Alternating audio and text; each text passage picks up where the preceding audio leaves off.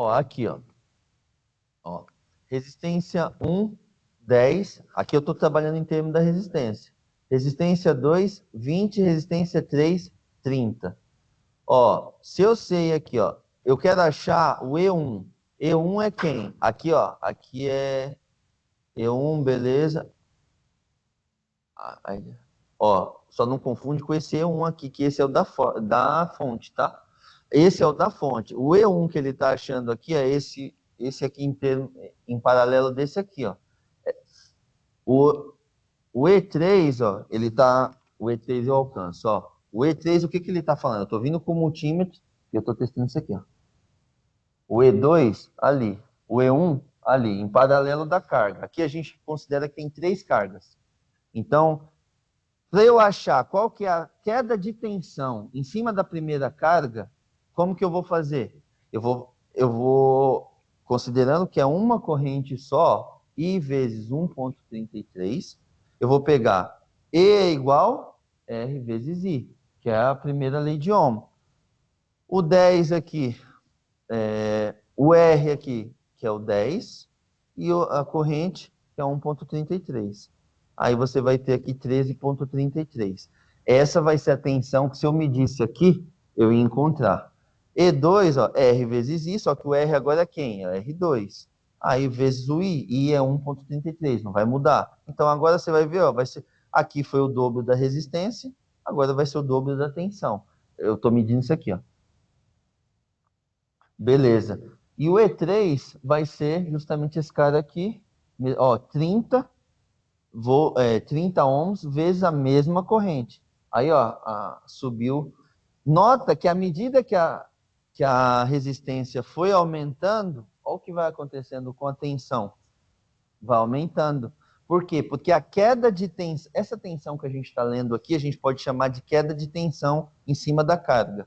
Então, considera, por exemplo, isso aqui a gente poderia considerar que fosse, 3 compressores.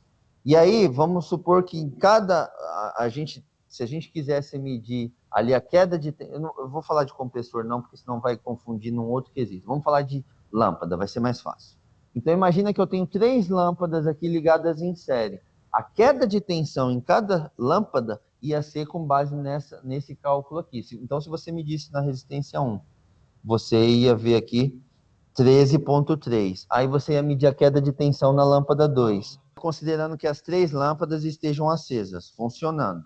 Se queimar, por exemplo, se queimar uma das lâmpadas, o que vai acontecer? Ó, entende o seguinte, o caminho para a passagem da corrente aqui é um só, é o mesmo. É o mesmo. Se eu, porventura, vamos supor que a lâmpada ela tem um filamento interno, e agora eu queimei, eu abri esse circuito. O que vai acontecer com as outras? Apaga. Por quê? Porque você rompe, você abre o caminho, não vai ter mais o caminho. Imagina que qualquer uma delas que venha a queimar, vai apagar as outras porque você vai abrir o circuito. E esse circuito a gente considera um circuito fechado, ou seja, ele sai lá da fonte, entra na primeira carga, sai da primeira carga, entra na segunda, sai da segunda, entra na terceira e volta para a carga. Então, se qualquer uma delas que queimasse, eu ia abrir o circuito e ia apagar todas. Mas aí, vamos considerar agora em termos de queda de tensão. Queda de tensão é isso aqui, é a tensão que está em cima. Por que queda de tensão? A fonte está fornecendo 80 volts. 80. Só que o R1 lá consome os 80 volts? Não. Está consumindo quanto? 6,3. E assim sucessivamente as outras. Eu não vou ter os 80 em cima, tanto que se você medir cada uma separadamente, você vai ver que cada uma vai consumir de acordo com o valor da resistência. Ó, a resistência 1 era 10, consumia aqui. Aí eu dobrei a resistência, ó, dobrei, agora ficou 20 aqui. Olha o que aconteceu com a tensão. Dobrou. É que aqui eu dei um exemplo assim, mas para que não é tudo exato desse jeito, é só para vocês compreenderem que à medida que aumenta a resistência, aumenta a queda de tensão em cima. Mas queda de tensão não é a resistência, é tensão. Então, fonte fornecendo para o circuito inteiro 80 volts, em que cada componente do circuito você vai ter uma queda de tensão em cima da carga. Isso daí, em série, você tem a tensão sendo dividida para a carga, de acordo com a resistência de cada carga. Agora, em paralelo, quando a gente vai ver, aí no caso, a tensão vai ser a mesma e a corrente vai se dividir. Em série, a corrente é a mesma, a tensão que se divide de acordo com a carga. E em paralelo, você vai ver que isso vai ser o contrário. Isso é importante para que a gente saiba, por exemplo, fazer uma análise num equipamento do tipo self, por exemplo, que utiliza 2 compressores. Lá, a ligação é em paralelo. E eu sei que se está todo mundo, toda a carga estão ligadas em paralelo, a corrente ela vai se dividir, mas a tensão é a mesma. Então, na hora de fazer, por exemplo, um compressor parte, o outro não. Então, eu vou em cima daquele que não parte, e em cima daquele que parte, eu estou vendo que está gerando uma corrente.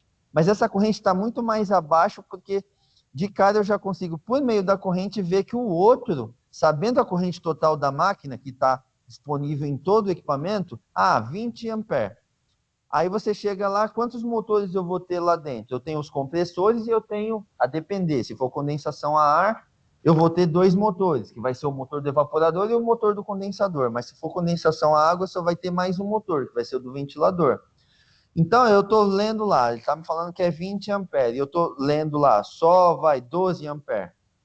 O que está representando? Provavelmente um dos compressores está parado. Porque eles estão ligados em paralelo, é a mesma tensão, mas corrente não.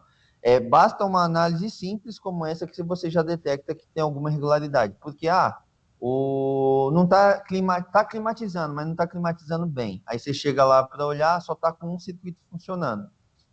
No caso desse tipo de componente que eu te falei. Então, você já tem... isso explica justamente por que essa corrente está maior. Porque uma das cargas está desligada.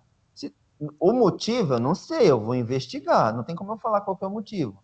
Seja ele qual for, mas está desligado. Seja por temperatura não vai ser, porque na situação aqui é um caso problema. Então, pode ser alguma das proteções que entraram para atuar. E a proteção do dispositivo, ela vai atuar de uma forma de um circuito elétrico. Ele vai vir com um componente que, por meio de uma medição física, ele vai converter isso para um sinal elétrico. Por exemplo, quando a gente fala, por exemplo, de um componente que tem o intuito de proteger contra alta ou baixa pressão. Aí você vai ter lá pressostato de alta, é um problema, a gente precisa proteger pressão alta, e proteção contra pressão baixa, também é um problema e a gente precisa proteger. Se qualquer uma dessas duas condições for atingida, o componente, ele está lendo o quê? Um sinal físico. Ele, por meio de uma porca que você interliga lá, uma porca que você interliga lá na tubulação, ele vai ler aquela pressão, aí ele vai converter aquilo para um sinal elétrico. Se aquela pressão ela estiver dentro de um nível para qual aquele pressostato foi ajustado, geralmente quando a gente vai comprar um pressostato, está lá. Se for um pressostato de alta, se for um pressostato de baixa. Está dizendo a pressão de corte e a pressão de rearme. Então, geralmente, se for um pressostato de baixa, ele vai cortar com uma pressão baixa e vai rearmar quando a pressão estiver mais alta. Se for o pressostato de alta, aí é o contrário. Ele abre quando essa pressão, ele abre quando a pressão está alta e ele fecha quando essa pressão está baixa, mas baixa dentro de um limite, não baixa de baixa pressão. Então, ele deu lá, vamos supor, um pressostato de alta que está protegendo contra alta pressão, e a pressão começou, subiu. Chegou um momento, ele é normalmente fechado, ou seja, ele está fechado ali. Quando chegar esse momento que chegou naquela pressão de segurança, ele abre. Aí ele vai abrir, aí ele vai fazer o seguinte, ele vai cortar o circuito. Vamos supor que aqui a gente estivesse falando, tivessem só 2 componentes, um pressostato de alta e um pressostato de baixa, e aqui a fonte para partir o compressor. Se aqui sair da pressão de baixa ou de alta, qualquer um dos dois que ele abrir aqui, ele vai cortar o circuito, ou seja, vai desligar a carga. Então, porque você não vai ter caminho para a corrente elétrica retornar. Ou seja, se for um acionamento de um compressor, geralmente ele vai estar atrelado a um componente chamado contator, que a gente vai ver mais para frente. E aí, essa segurança vai estar interligada no contator. E aí, se ele abrir, qualquer um desses dois caras das proteções abrir, você vai desligar o contator. E aí aí vai precisar ir o técnico lá para verificar o que aconteceu.